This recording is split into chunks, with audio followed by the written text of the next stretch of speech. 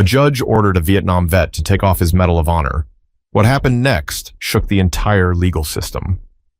You could hear the fluorescent lights buzzing overhead, the only sound in the Monroe County Courthouse that Monday morning. It was quiet, but not peaceful.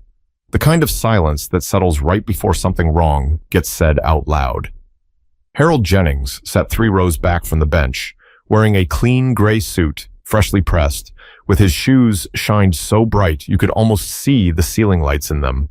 On his chest, just above the pocket, sat a medal, round, gold, unmistakable, the Medal of Honor. The real thing. The court clerk shuffled her papers. A bailiff coughed.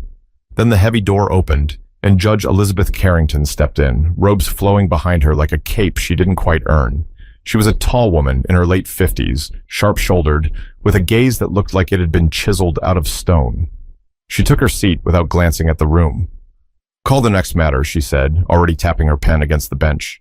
It was a probate hearing, small case, a land dispute over a piece of farmland in Aberdeen, Mississippi, the kind of land that had been in families for generations. Harold was there to testify on behalf of his late brother's son, who was trying to keep the farm from being taken over by the county. It wasn't even Harold's case. He was just there to speak about his brother's character. That's all. But just 5 minutes into the hearing, before anyone even said Harold's name, the judge looked up. Her eyes locked on the medal. Everything stopped.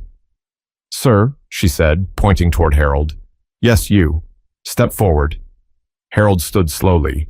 The courtroom turned. Some people squinted, not understanding what was happening. "That decoration you're wearing," she continued, her voice tight, cold, "that's not standard courtroom attire. You'll need to remove it." Harold blinked once. "I beg your pardon, Your Honor?" His voice was calm, not loud, not rude, just tired. The kind of tired that came from decades of walking into rooms where you had to explain who you were and why you had a right to be there. "You're not permitted to wear symbols that distract or influence the court," she snapped. "Remove the medal, or I'll ask the bailiff to escort you out." The room froze. You could feel it. Confusion, disbelief, then something else. Shame, but not Harold's. He looked around, met no one's eyes, then turned back to her. "With all due respect," he said quietly, "I wear this for the men who didn't come back with me." Carrington leaned forward. "This isn't a military ceremony, Mr. Jennings. Take it off." And just like that, the quiet dignity in Harold's face turned into something stronger. He didn't raise his voice. He didn't argue. He just said, "No, ma'am." She signaled to the bailiff. "I'm holding you in contempt," she said flatly. "You may remove yourself or be removed." In the coroner, a young journalism student from Jackson State, just there to capture some court footage for a local internship, raised his phone. He hit record without thinking. And as Harold turned to leave, escorted but never handcuffed, he never touched the medal. He just walked out, as calm as he came in. But that moment, one silent walk, one stubborn medal, would end up on every major news station by nightfall. But what no one knew yet was that this courtroom wasn't just about to lose its silence. It was about to lose its judge. 48 years earlier, Harold Jennings stood in a rice paddy outside Da Nang with a rifle slung over his shoulder and a photo of his mama folded inside his helmet liner. He was barely 19 then, scrawny, quiet. He didn't speak unless someone spoke to him first. Folks used to call him Soft Step because he walked like he was always trying not to wake someone up. But when the bullets came down, and they always did, Harold moved, fast, smart, with just enough edge to get his men through it. One day, his squad got ambushed along a narrow ridge. 5 men pinned, no backup. Harold charged in alone, pulled 3 of them out under fire, carried one on his back for a half-mile. The 5th didn't make it. His best friend, Robbie Dale Wallace, from El Paso, Texas. The medal came later, ceremony at the Pentagon. Cameras, flags, speeches. He didn't talk much about it afterward, never hung it on the wall. For years, it stayed inside a shoebox at the back of a closet in Tupelo. But when his brother Gerald died and left that old farmland tangled in court mess, Harold knew it was time to speak up. Not about the war, about his brother. Gerald had kept that land alive through hurricanes, dry seasons, and near bankruptcy. What Harold did overseas was brave, sure, but what Gerald did here, raising 3 boys, building a house from scratch, keeping that land from being sold when their daddy passed, that was just as worthy. Harold wore the medal that day for Gerald. That morning, he woke up early, ironed his suit, polished his shoes, and took the medal out from the box for the first time in years. He pinned it over his heart, looked in the mirror, and whispered, "All right then, let's go." He didn't care about showing off. Harold wasn't built like that. He wore it because he needed the court to see. Respect matters. Not just for the dead, but for the people who lived their lives quietly, with honesty, with grit. People like Gerald. The Jennings land sat on 43 acres just off Highway 45, past a stretch of pine trees and a broken-down gas station where Harold used to buy Coke in glass bottles. The county had been eyeing that land for a decade, claiming unpaid taxes. But everyone knew the taxes weren't really the issue. That land was valuable now. Developers wanted to build some warehouse or strip mall. Gerald's oldest son, Miles, wanted to keep it, said he'd run cattle, maybe soybeans. It wasn't about profit, it was about roots. So Harold came to speak for his brother, to remind the court that dignity still counted. He thought a judge, of all people, might understand that. But Judge Carrington didn't see a man honoring his family. She saw something out of place, a medal, a chest pin, a challenge. And while Harold was the kind of man to ignore insults, this one hit differently. Because it didn't come from a stranger on the street. It came from the system. The same system that once sent him to war and welcomed him home with locked doors and side entrances. He didn't say that in court. He didn't need to. The way he stood, chin high, back straight, said it for him. Harold didn't ask for a fight, but now he was in one. And outside the courtroom, a storm was already building. Not from Harold, but from every person watching who knew what that medal really meant. The moment Harold was led out of the courtroom, a woman in the front row, white, mid-40s, jeans and a teacher's lanyard around her neck, put her hand over her mouth. She wasn't crying, not yet, but her face said everything. "Did she just kick out a Medal of Honor recipient?" someone whispered. "Over the medal?" another voice asked. In the back, Marcus Pruitt, the intern from Jackson State, just 21 and nervous about being in a courtroom for the first times, stared down at his phone. The video he recorded was only 58 seconds long, shaky with bad lighting, but you could hear the judge, clear as day. "Remove it or be removed." And Harold's voice even clearer. "With all due respect, I wear this for the men who didn't come back with me." Marcus didn't even know what to do with it at first. He hadn't planned on uploading it. But by the time he got to his car, the clip was already playing in his head on loop, so he posted it. No captions, no music, just, "This happened in court this morning, Mississippi. This man is a war hero." He left it at that. By 4 p.m., it had been reposted 9,000 times. By nightfall, it was on CNN. Back inside the courthouse, Judge Carrington continued the hearing like nothing happened. She didn't mention Harold again. When Miles Jennings took the stand, still shaken from what he'd just watched, his voice cracked, trying to answer a basic question about the land deed. Carrington interrupted him 3 times, each time more annoyed than the last. Miles didn't push back. He just kept glancing at the door his uncle had been walked out of. His hands wouldn't stop shaking. By the next morning, Harold's face was everywhere. Photos of him from his service days. A black and white one of him in uniform. Another from the day he received the medal. His mother in the background, clutching a tissue. Veterans groups started speaking out. Posts poured in from people who had served with Harold. A man named Kenneth Duvall, who said Harold saved his life during that ambush in Vietnam, called into a Mississippi radio station and said, "If Harold Jennings walks into any room, you stand. That judge should be ashamed." But the court's official statement said something else entirely. "The courtroom is a place of neutrality and order," it read.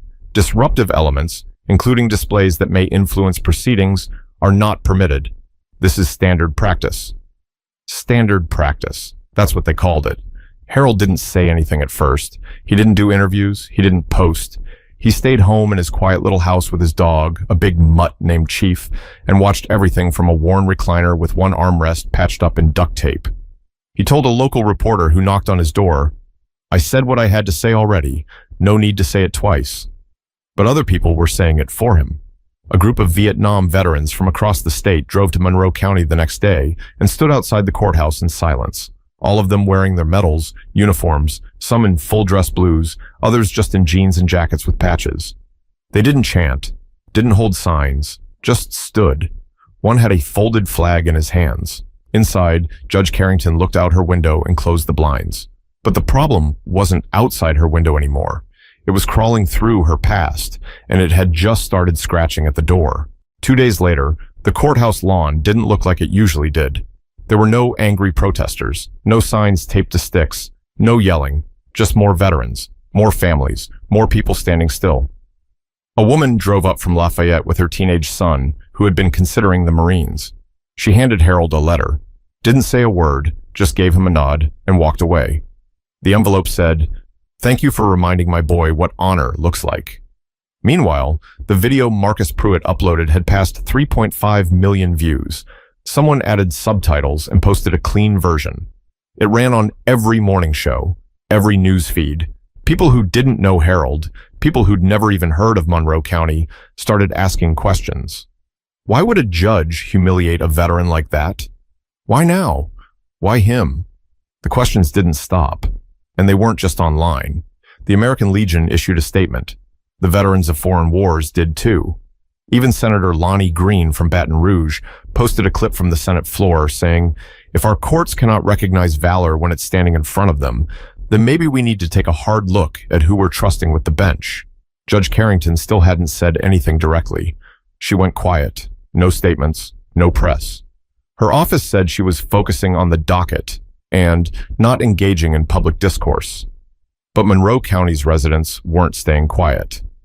James Stroud, a local plumber who'd done work on Harold's water heater the year before, stood outside the Piggly Wiggly talking to a friend. "You ever heard Harold raise his voice?" "Nope." Exactly. That was the thing. No one ever had anything bad to say about him. He mowed his lawn on Saturdays, helped his neighbor fix a broken fence, donated a box of groceries to the church pantry every third Sunday, didn't miss a day of jury duty in 30 years, even though he never once got picked. He showed up for people, even when it wasn't asked. And now, people were showing up for him. But the real turning point came when a retired circuit court clerk named Lena Holloway posted a 6-line message on Facebook. Judge Carrington told a war hero to remove his medal, but let a lawyer once argue a DUI case wearing a college football jersey and jeans. You tell me what's appropriate. That post hit harder than anything else so far, because Lena wasn't just anybody. She had served in that same courthouse for 20 years. She had no reason to lie. It got shared almost as fast as the video. By the next morning, Carrington's courtroom was only half full, and not because people weren't interested. Some folks just didn't want to be in that room anymore. Others had started talking about things they'd seen, cases they sat through, the way she interrupted certain people, the way she dismissed certain testimonies. What had started as a viral moment was becoming something more serious. People were connecting dots, old dots, forgotten dots. Harold? He was still at home, still not doing interviews, still wearing the medal. When asked again if he had anything to say, he just said, "A man shouldn't have to explain decency." But while Harold stayed still, the story was starting to move without him. And where it was headed next, Judge Carrington couldn't control. Every courthouse has a back room, not the literal kind, not the break rooms or law libraries, but the places where reputations are built in whispers and taken down in silence. That's where the story started to shift, because as soon as Harold's moment hit national airwaves, a young reporter named Olivia Chen at the Clarion Ledger started getting tips. Nothing dramatic at first, just little nudges. You should check the 2017 Turner case. Look into that custody hearing from 19. Ask about how she talks to defendants with court-appointed lawyers. Olivia was 28, sharp and patient. She didn't care about trending headlines. She cared about patterns, and the more she dug, the clearer they became. Judge Carrington had a tendency, one that didn't make headlines because it never quite exploded. But the bias was there, consistent, measured, and buried under legal language that made it sound normal. There was the case of Tyrone Bates, a black high school principal wrongly accused of theft by a school board with a long history of discrimination. The evidence didn't hold. The arresting officer admitted the mistake, but Carrington still gave a scathing bench lecture about community image before dismissing the charges. Then there was Evelyn Ortiz, a young Latina mom who had missed 2 child support payments during a medical emergency. She begged for a payment plan, Carrington threatened jail time unless she came up with $2,500 in 5 days. Evelyn was working 2 jobs and still couldn't make it. She went to jail for 48 hours while her children stayed with a neighbor. None of this had made the news at the time. Now it was front-page material. More people began to talk. Former clerks, paralegals, even a few lawyers who never dared say anything out loud before. They described a judge who smiled in public, but cut deep in court. One who used the phrase, "those people," more times than anyone could count. Never in writing, always off record. And just like that, what started as a courtroom clash with a veteran became something else entirely. A reckoning. The Mississippi Judicial Review Board, quiet for years, announced a preliminary inquiry into Judge Carrington's courtroom practices. That alone would have been a big deal. But then the governor's office said they were monitoring the situation closely. That was code for, she's in trouble. Carrington still refused interviews, but her clerk, Denise Whaley, who had been with her for almost 8 years, quietly resigned. No statement.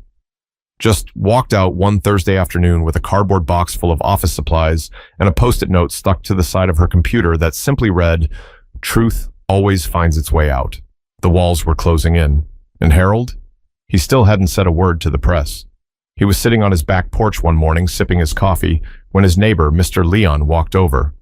"You see the paper?" Leon asked. "I did. Whole thing's blowing up." "Seems that way." Leon paused. "You think she'll step down?" Harold looked out toward the tree line where his brother Gerald used to set up a target stand for BB guns.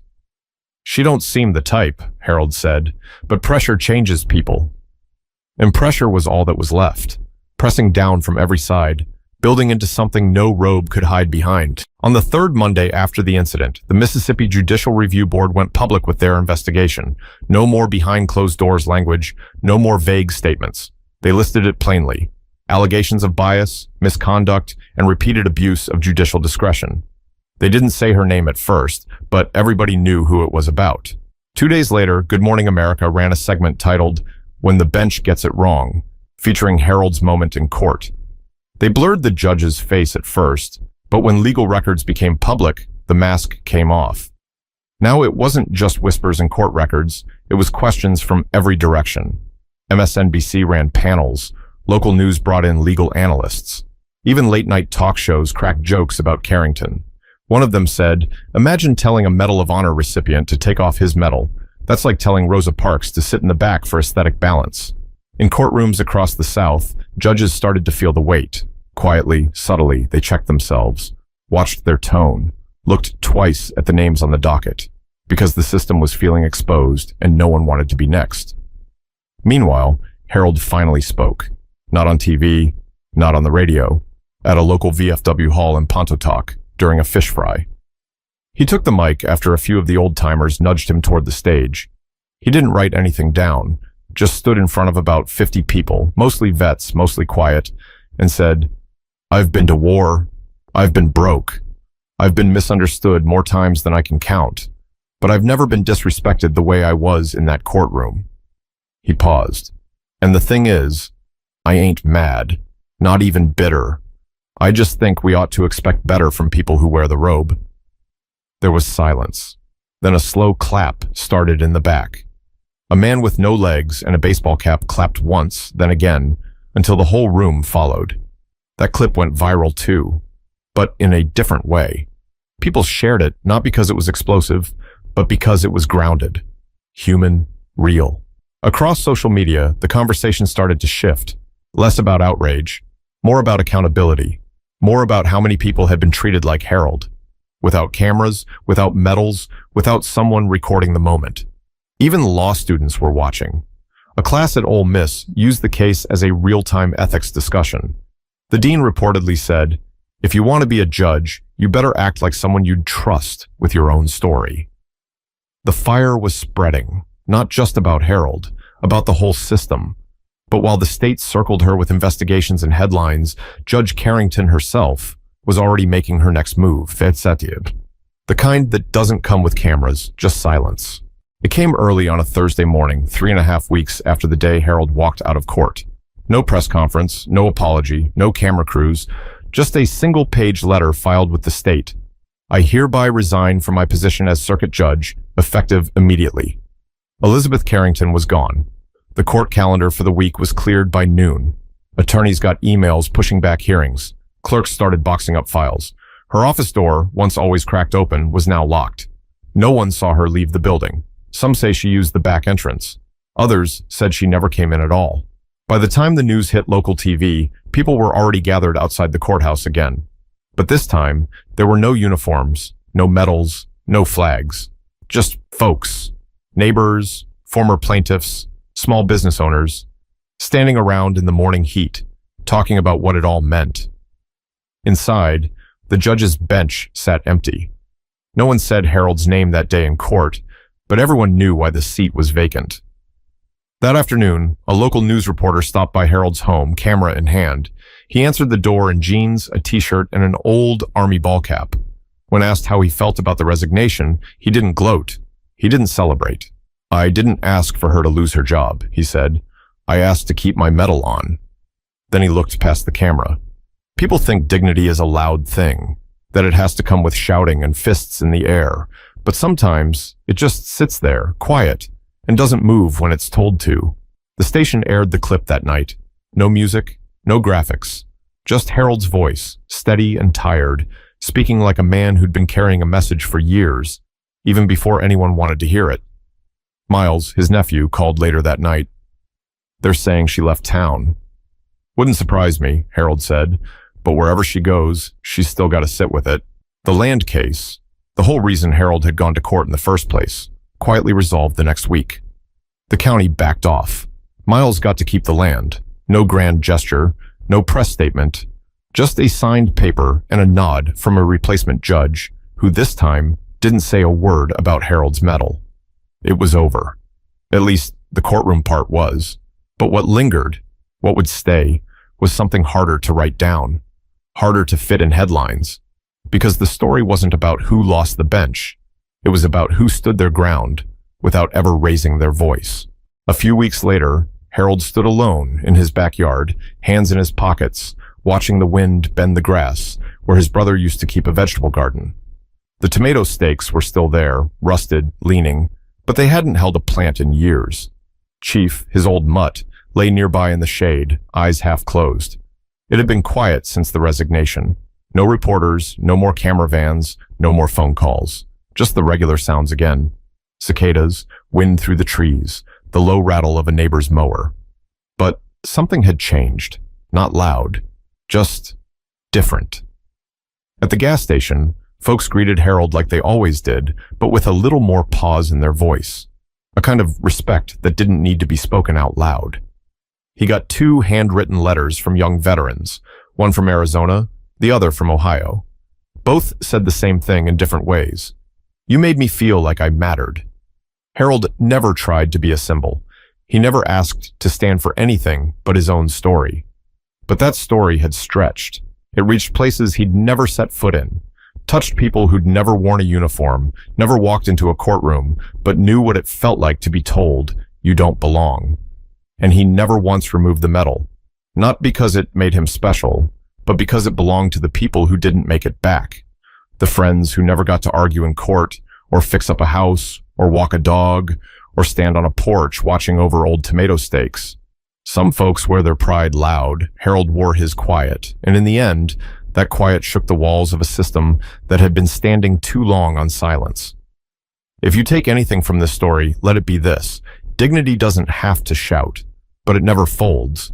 And when you're told to shrink, to take something off, to step aside, remember Harold Jennings. Remember that sometimes the strongest thing you can do is stay standing, say no softly, and not move. If this story moved you, share it. Not because it's trending, but because someone out there might need the reminder that their voice, their story, and their quiet strength matter more than they think.